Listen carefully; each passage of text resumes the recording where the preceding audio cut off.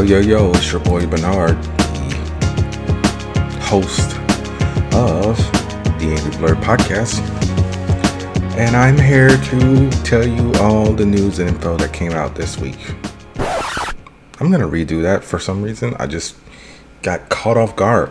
Yo, it's your boy Bernard, and welcome to another episode of the Angry Blerd podcast, where I'll be discussing everything nerdy that has caught my eye this week. Okay. I said it last week, and now I have to say it again. Seems like every week somebody passes away, and I have to start the podcast off like this. So we do have to give a rest in peace to Doc Harris, who a lot of us don't know by name, but we definitely know his voice.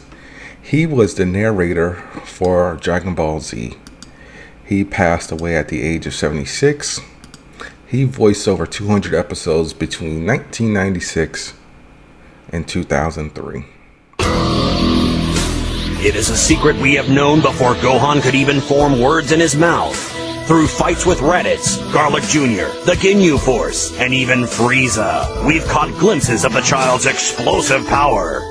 But like an explosion, it always vanished with the moment.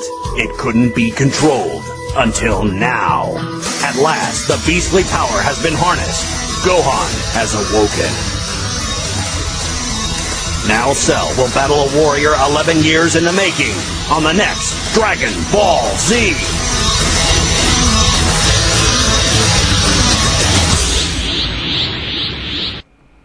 And he passed away on October 5th. It was reported that he died at the Vancouver General Hospital, and he had undergone minor surgery last month. No cause of death was given at this time, but several people on Twitter wrote, "No Goku, no Vegeta, Boo finding out Kami Tower, and Doc Harris delivering the most chilling find out next time of my childhood. R.I.P. legend." Doc Harris was a part of what made Dragon Ball so magical. His voice made an entire generation of anime fans hyped for every single episode. The original voice of Goku, Ian James Corlett, who was part of the Saban dub, described Harris as one of a kind in his tribute on Instagram. He said, "Doc was a huge force in my early career. More than just a DH, he lived and breathed music. He also had a keen eye for movies.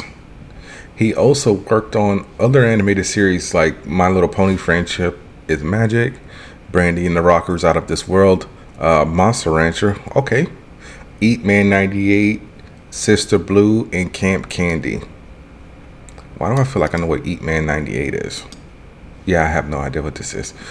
Alright, so yes, definitely rest in peace to Doc Harris. I swear, every week.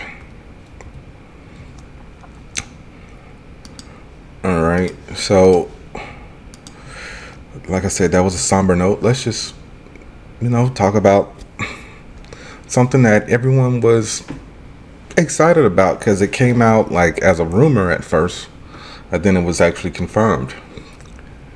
Velma has been canceled. So this is coming from IGN. They said from a statement from Max. It says, and I quote, "Over the past 2 years, Mindy Kaling and Charlie Grandy have created an incredibly fun and fresh world within an iconic whodunit franchise. While we won't be moving forward with another season of the series, we thank them for their compelling coming-of-age storytelling, unrivaled clues, and hilarious hijinks." So yeah, apparently the news actually broke from one of the background artists on Velma. He posted it on Instagram, and everyone was happy, but there was no official confirmation until the 9th. So I was just like, I'm not going to make any posts or anything confirming it. But honestly, I tried to give the show another chance with the second season. I don't even think I finished the first episode of season 2. It was not for me. So, I mean, Sorry, but it is what it is. And I don't know what else to say about that. I'm pretty sure like Mindy Kaling and a majority of the people who worked on the show will be fine. Now it's the background artists and things of that nature I'm more concerned about, because those people need jobs, and hopefully they won't just be forced to work as, you know, random like one-shot artists or anything like that. But Velma's gone, so it is what it is. Next story, Nintendo. Why are y'all out here trying to piss off people? Like, I saw this and I was just like, why? Why is this a thing? Why is this a thing out of all the stupid things to make? Okay, so Nintendo made an announcement on a new piece of merchandise, and you would think, oh, hey, maybe it's a Switch. No, it is not. Nintendo announced on October 9th that they're making an alarm clock. What? What the fuck? So yeah, Nintendo announces $99 alarmo clock on the company's store. And I was just like, I mean, I know there are diehard Nintendo fans out there, but do you really want to spend $100 on an alarm clock that is just basically filled with Nintendo sounds, when you can literally just use your phone and make your own ringtones? I know people don't like to do it for some reason anymore, but I'm not paying like, you know, $1 for an alarm sound. That don't make no sense. But yeah, it's got little bells and whistles on it, and everyone's like, some people are excited, and I'm just like, wait, what? Huh? Why is this a thing? And here's the kicker. You need a Nintendo Switch account, and you need Switch Online, which is just stupid. It's an alarm clock. Why should I be forced to have your software, I mean your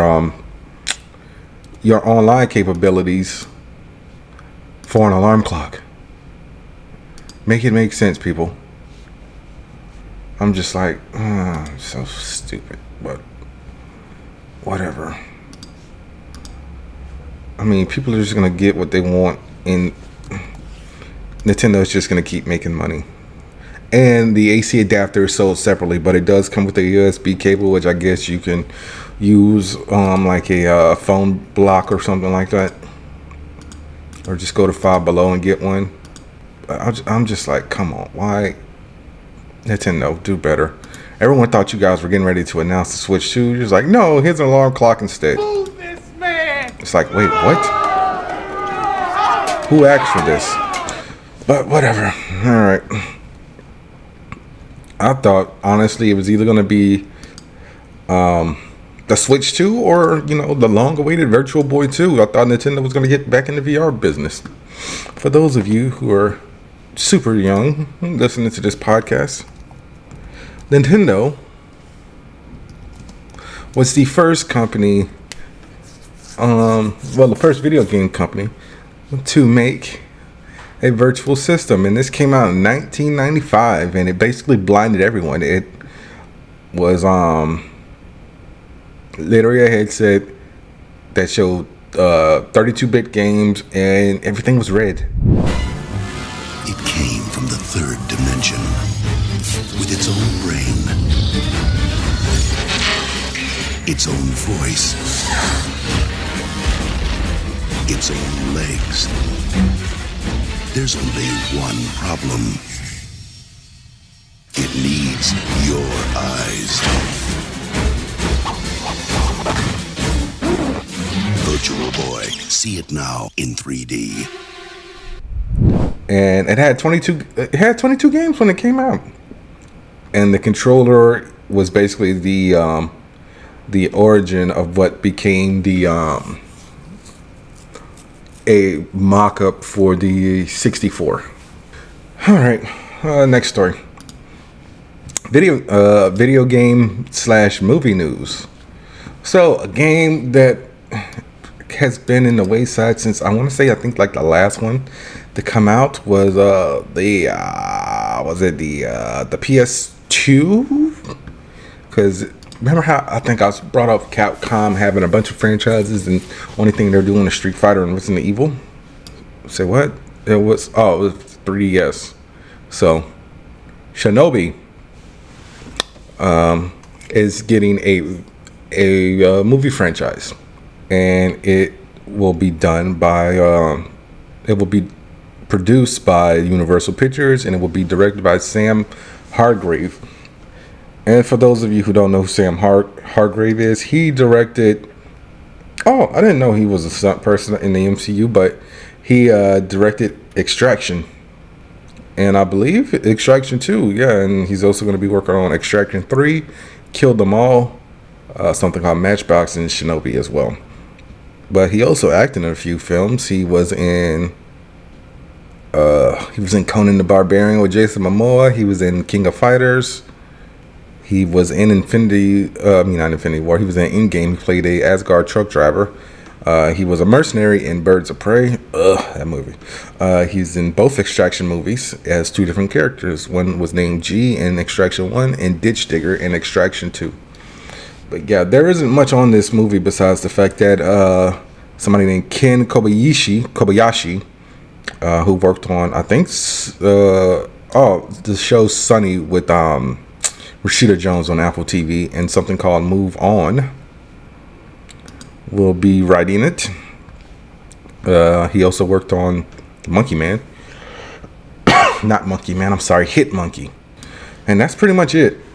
Out of all I don't really know what Sega properties that are relevant to this day outside of Sonic, because Sonic is pretty much the only video game, not the only video game property, the only property that Sega really cares about. I mean, they're working on new stuff or remasters, like when we got the what was it, 30th anniversary or something like that, and that's like they were gonna remaster Crazy Taxi and a bunch of stuff like that. But I really don't know what Sega properties are like. I know Sega still makes games, but as far as like what first party games are they what franchise games are they making per se? They can't really do first party because they haven't had a system in 20 years. I know Atlas is a part of them, and they just released the game Metaphor, but I don't know. What is my next story going to be? All right. So Sebastian Stan, who we all know for playing Bucky Barnes, he was also in some Hayden Panettiere music video that I've never saw. He was in The Bronze, Pam and Tommy. He was out promoting The Apprentice, and he basically told the critics, aka the toxic fan base who's been seeing that Marvel has been missing lately, shut up. So he was doing an interview with GQ and he said, I quote, "I've never been part of a company that puts so much heart and thought into anything." And then when the interviewer brought up like the harsh critiques, he said, "If I think Marvel was going to be such a big hole to try and fill up, don't just sit up there and shit on something without offering something better." And that's honestly true.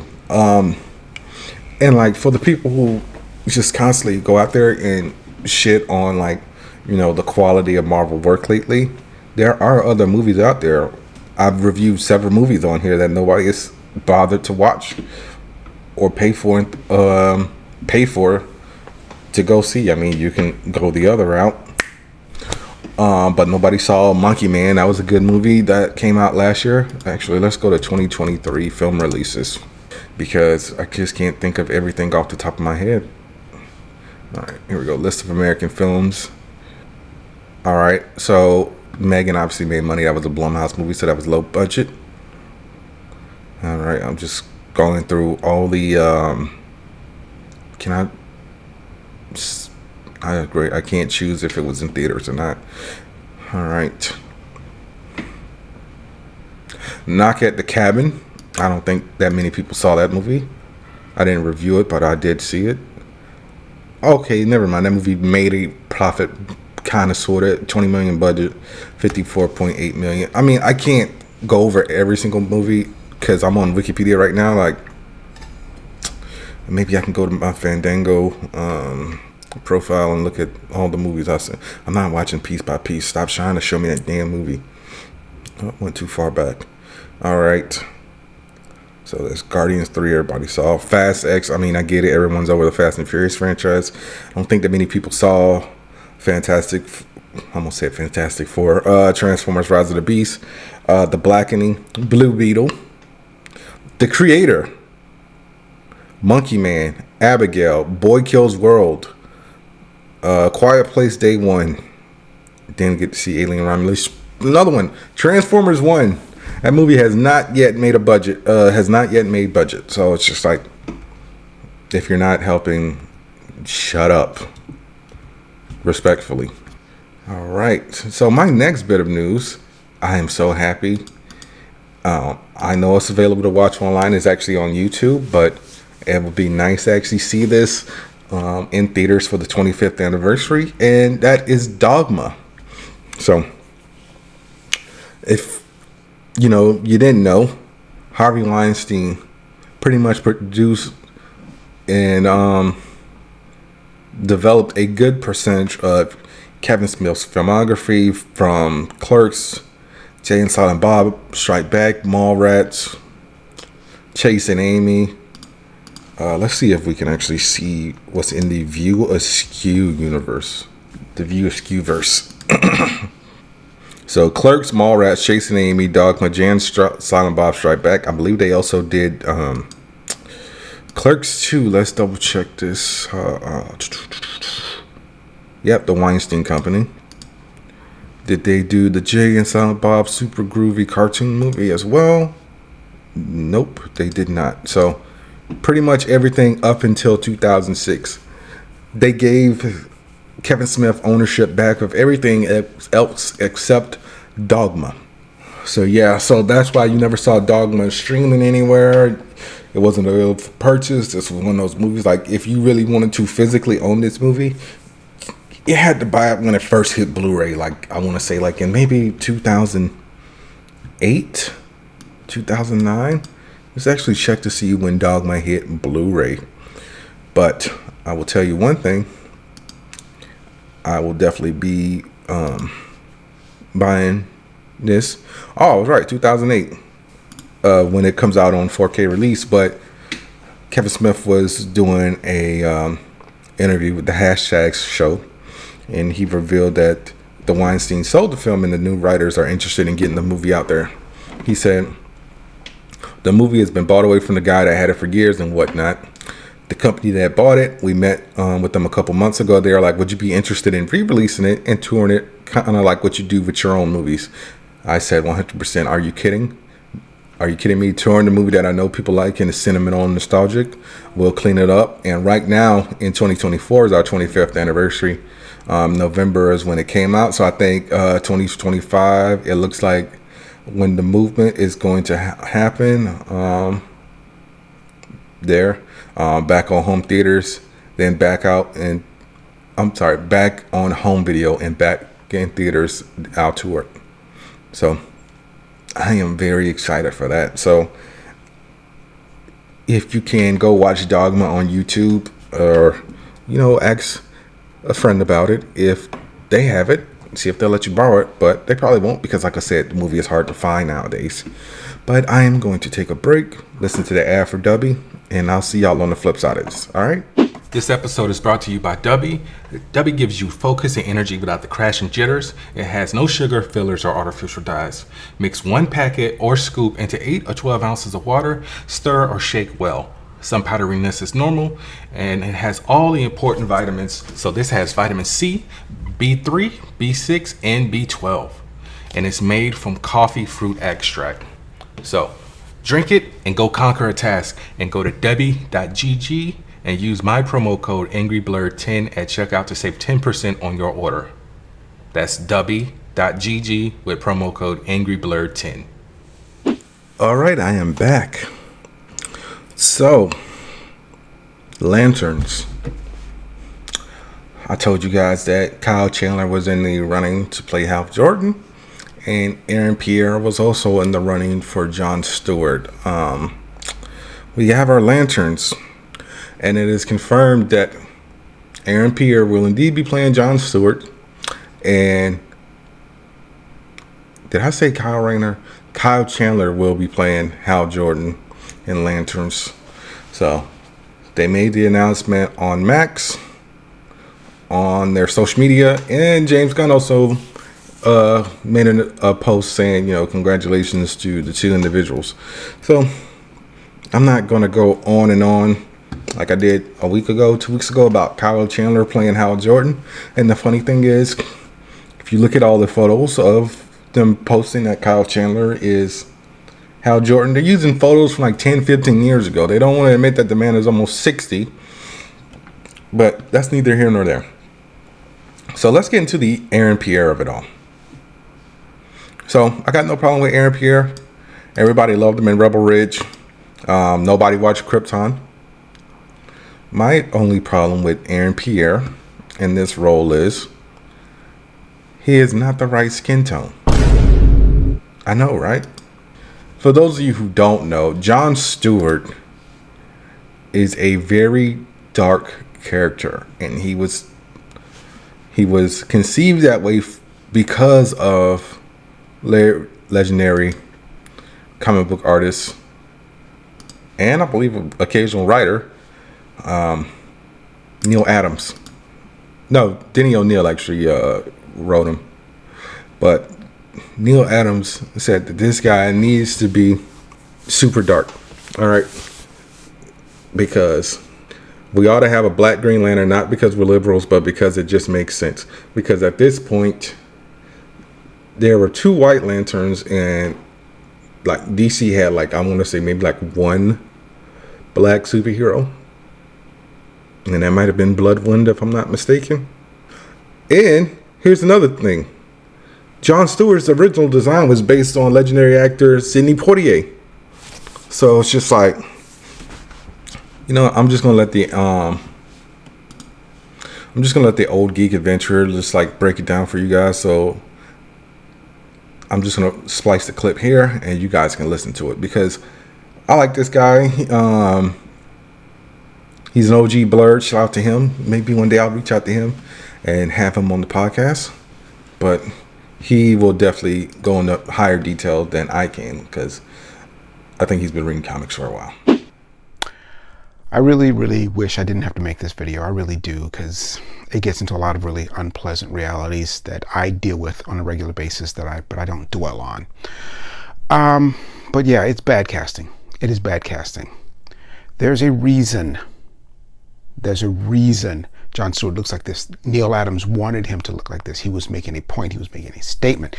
Neil Adams wanted a more diverse Green Lantern. He couldn't believe that, out of all the people on the planet, that the Ring would pick 2 white guys. And when he was creating the character, he said, no, he's not going to be some thug who gets the ring. It's going to be someone who's a professional, college-educated man. He rejected the name Lincoln Washington for the name. He's like, no, that's a slave name. And he was saying this early 70s, late 60s, which sounds suspiciously like that Neil Adams was he woke? Yes, he was. He was woke. He was very aware of what was going on around him. And also when it came to coloring him, he made him dark. And the colors you should want to offend black people. He's like, yeah, black people know they're dark. He was making a point. He was not trying to make someone palatable. He was not trying to make someone that would be comfortable to white people. He was trying to make someone who was an accurate representation of the audience, of the people that existed. And this is why this is a bad choice. And I feel bad for the actor. It's not his fault. And this tells you about, and this reveals the number of minorities who are in the room, or rather who are not in the room, that a group of white people are making the decision and they don't think it matters. They think, oh, he's black. No, we live in a very, very distinct era of colorism. It matters. I mean, do not think for one second that if Zendaya was the same color as Lupita Nyong'o, that she would have the same career. She would not. She would absolutely not. And in fact, she's aware of this. I believe both she and I'm trying to remember her name, another actress, was saying how they knew they had no business being in a movie like Black Panther because no one would look like them. But yeah, it matters a great deal. Colorism is something a lot of us still deal with on a regular basis. Ask any of the Puerto Ricans, or specifically Afro-Puerto Ricans, about their feelings of America Chavez, who was portrayed by a light-skinned Mexican, when in the comics she is a dark-skinned Puerto Rican, Afro-Puerto Rican. Ask anyone who's Arab how they feel about Aladdin, how a light-skinned Indian was playing an Arab princess. And this is something Bollywood lives with. I mean, ask a Pacific Islander, those who are upset about the casting of Lilo and Stitch. You see the cartoon, they are very distinctively ethnic. They are dark-skinned, they have noses, and now they've cast someone who's light-skinned, and they are not happy. This is colorism that we deal with on a regular basis that is, of course, unknown to a lot of white people. They think, oh, well, that's a Latina, they're all the same. No, they're not. And then there's the ugly reality, the fact that Chinese audiences and, movie studios want that Chinese dollar, don't like to see dark-skinned people on screen. So colorism is a very, very real thing.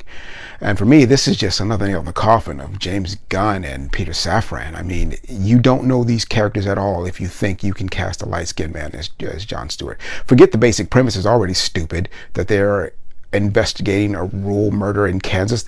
That's not what Green Lanterns do. It's never been what they do. It's never been the appeal of the character. It's been soaring space adventures. Even when they got into deeper things, it was never about something like that. It's clear someone said, hey, what if we did True Detective but with superheroes?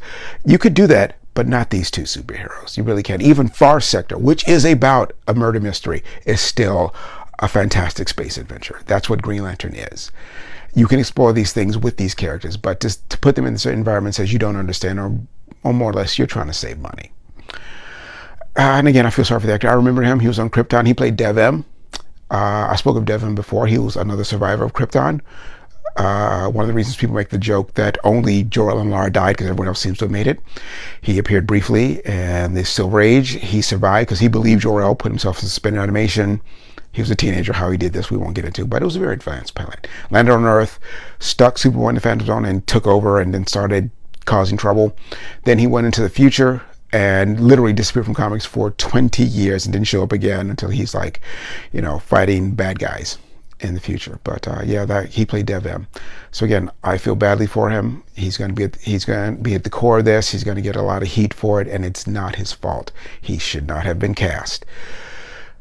Jon Stewart is a dark-skinned black person for a reason, because Neil Adams was speaking specifically to the kind of racism that a darker-skinned black man undergoes that a light-skinned man does not. And we want to be very ironic about it. We were speaking of Black Panther a second ago, how, of course, there wouldn't be any light-skinned people necessarily in Wakanda because there would be no interbreeding. They've been isolated from the world. He played Thurgood Marshall in the movie, and Thurgood Marshall was famously light-skinned, and Thurgood Marshall spoke of in his own life how being light-skinned helped him in his career. So it made absolutely no sense that Chadwick Boseman would be playing on screen. It made no sense at all. This is a real person about real experiences, and again, it was just ignored by basically a bunch of white people who have no clue as to what goes on within these communities. So yeah, it's a bad idea. It's bad casting. It's a bad idea for a show. And again, it's another misfire for me for James Gunn and Peter Safran. So it's ironic enough because I'm actually rewatching the great Green Lantern animated series. I'm going to talk about it when I'm done because it's absolutely great and it's done right. But this is a fail, kids. So the head of production came to me, along with Julie Schwartz, and said, Neil, we noticed you colored this Jon Stewart guy kind of dark brown. I said, yeah. He said, well, are you sure you want him dark brown? Because generally when we do black people, we color them light brown. No, I think we're going to go with that. Well, it's not going to take any. You could just change the numbers on the colors and it could be a light brown. I said, no, we're not going to do that. We're just going to leave it this way. Are you sure? Are you sure you want to do that? I said, I'm pretty damn sure, guys, that we want to do that. And they said this, which is hard to believe in the context of today. Yeah. Sal Harrison said, "Are you sure black people won't be offended?" Wow. I said, Sal, I think they've been offended for about 50 years. Yeah. So yeah, that's that. I hope you guys enjoyed that 7 minutes of intellectual dialogue on the background of Jon Stewart and obviously colorism in Hollywood, and a little bit of the background on the character until the Devim from Krypton. So, all right, next story. We got an update on Voltron. Last week I told you guys Daniel Foy, whatever the fuck his name was, Daniel Quinn Toy was starring in the movie, and now we got our second actor to join the cast, and that is none other than the guy who used to be Superman, the guy who used to be Geralt of Rivera. That's right, Henry Cavill has joined the cast of Voltron. So still no like super updates on this movie. That's all we know. And honestly, I can't wait to see it. I like Voltron. I've always been a fan of Voltron. But Voltron Legendary Defender is the one that got me back into it. I don't know, but I'm excited to see Henry Cavill in this movie. So, kudos to him. And hopefully, it's fantastic. Because who did I say was directing this again? Oh, yeah, Rawson Marshall Thurber. Karate Kid update. We actually have an official title for the movie now. And it is titled Karate Kid Legends. So apparently Sony is doing a panel at NYCC next week. So I'll have all the news from NYCC in 2 weeks regarding, whatever upcoming movies, TV shows, and comic books that we'll have coming out sometime for the following year. So can't wait to see Mr. Han and Daniel LaRusso either train somebody new or compete against each other. Because how old is Jackie Chan? I believe Ralph Macchio is in his 60s. I feel like Jackie Chan just had a birthday too. Oh, no, it was in April. Jackie Chan is 70. And Ralph Macchio is 62. So 8-year difference. They can fight. Why not?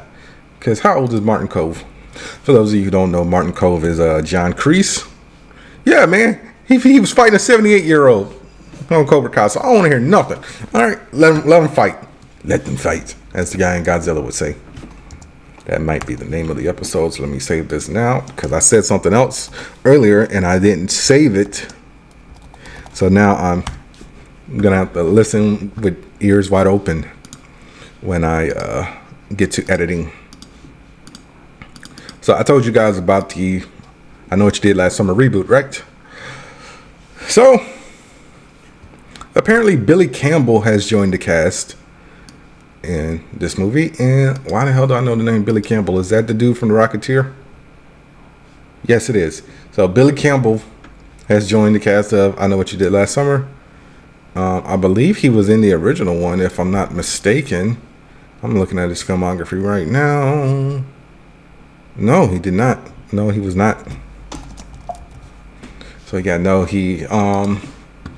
no idea on who he's playing yet.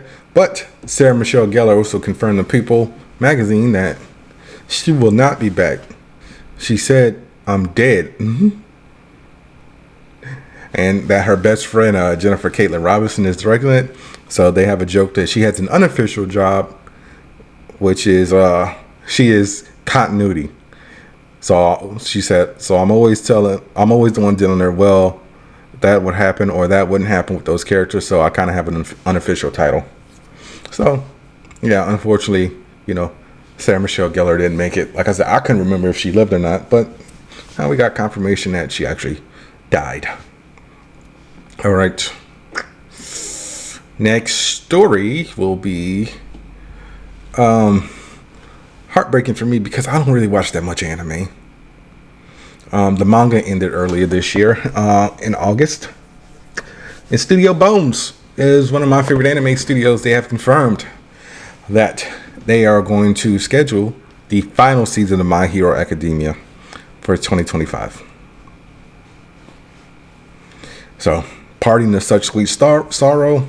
Although Studio Bones has not made an official announcement that it will be airing in the fall, a lot of people are saying that, maybe it'll be the fall, maybe it might be, spring or something. I don't know. Anime season is just like regular American TV season. It's weird. So some shows like start in the fall, some start in the winter, some start in the spring. But I don't know. I honestly don't want the show to end. I might have to start reading the manga again. Well, not again. I might have to start reading the manga, period. It's just sometimes me reading from right to left makes my brain hurt. All right, what am I going to do now? Next story. Oh, that was the last story, actually. So let's go ahead and hit the spoiler alert, guys. So we are getting ready to talk about what was the name of the episode? So we are at the spoiler portion of the show.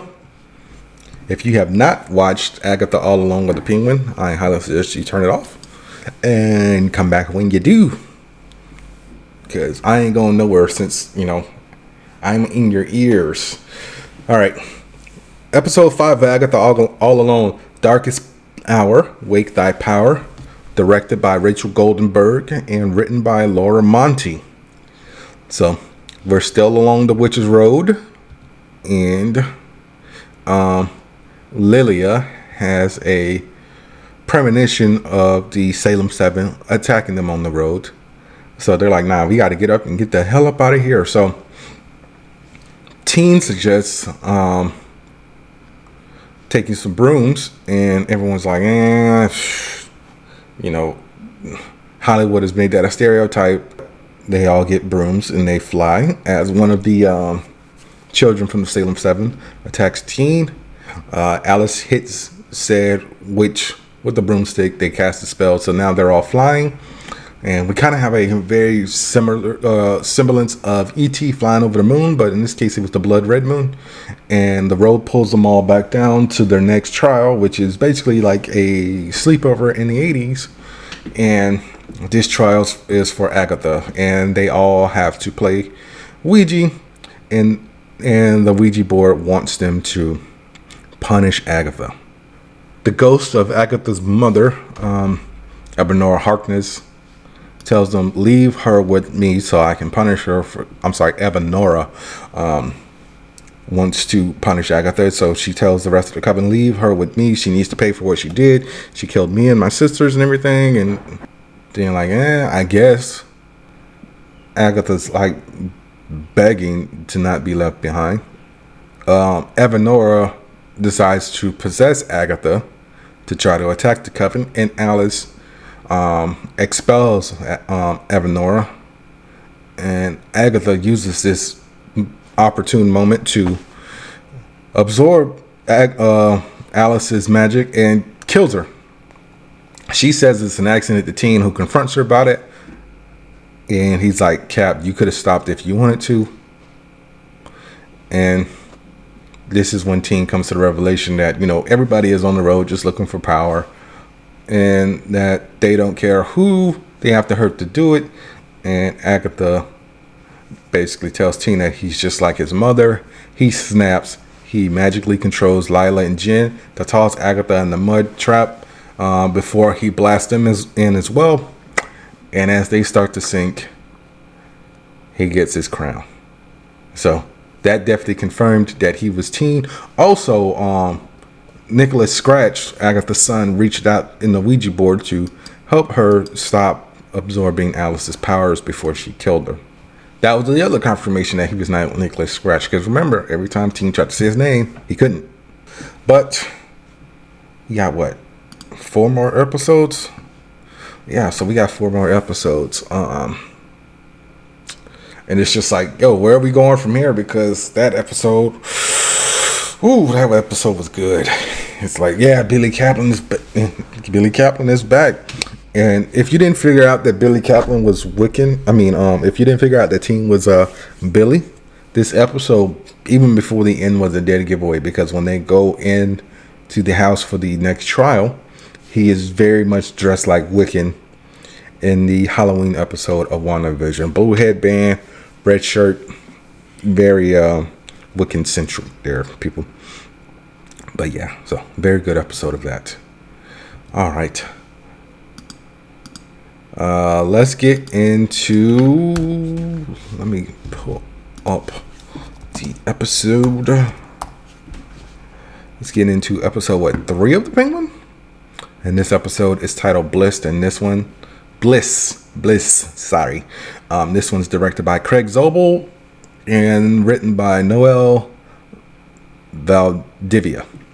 So this episode was actually amazing. Like, I was not expecting us to start off with a flashback in this episode. So we actually got a little bit of backstory into Victor.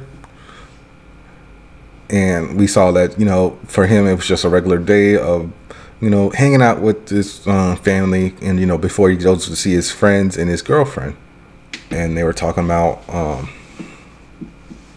at one point, they should leave. And he was so strongly considering it. But then the fireworks went off. And also, if you guys don't remember, this is where Riddler blew up the seawalls. So Victor saw his family murdered as he was trying to call his mother and to get them to safety. But so after that, we jump back to present day, and we see Oz getting ready to go hang out with Sophia while he's gonna have Victor blackmail them. But she's like, nah, just me and you are gonna go to this one. So they go and see Sophia's whole operation, and you find out that she's got mushrooms, and Oz is like, yo, Sophia, nobody does mushrooms anymore. We know you was locked up for a minute, but these are special mushrooms that secrete like a euphoric toxin, and they are basically using those to make bliss. So together they make a pitch to the Triads to distribute the bliss, but refuse to do business with them unless they get the support of the mob underboss Vitti. So Sophia and Oz blackmail Vitti into working with them because he's banging his boss's wife. And they're like, yo, if you don't do this, we're gonna tell on you, and you're gonna end up sleeping with the Fishers. So they get the deal done, and Victor is conflicted because his girlfriend does come and see him while they're out looking at the mushrooms and everything. Oz finds out about it because they're selling the drugs at the club, and Victor has a panic attack, and he goes to the bathroom, and he asks to see Victor's phone, and he's like, yo, I'm not keeping you hostage, bro. You can leave. You could have left whenever you wanted to, but you're choosing to stay here because you like the rush of the job. So Victor does eventually leave, and he takes Oz's car to the bus stop, and he hesitates while she gets on the bus. But meanwhile, Maroni's wife basically snitched on Oz because, last episode he killed their right-hand man, and now Sophia knows that he's been playing everybody against each other. Victor crashes into one of the Maroni's henchmen who is getting ready to kill Oz and Sophia, and they leave Oz behind. So we don't know what's going to happen to Sophia next week, but I saw this episode, I was like, ooh,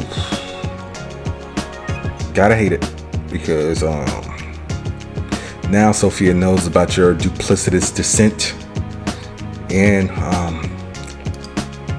it's just like, ooh, what are you gonna do now? It's like, make it make sense.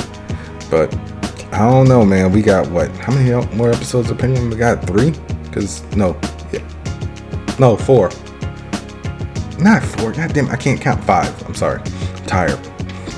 But yeah, I don't know, man.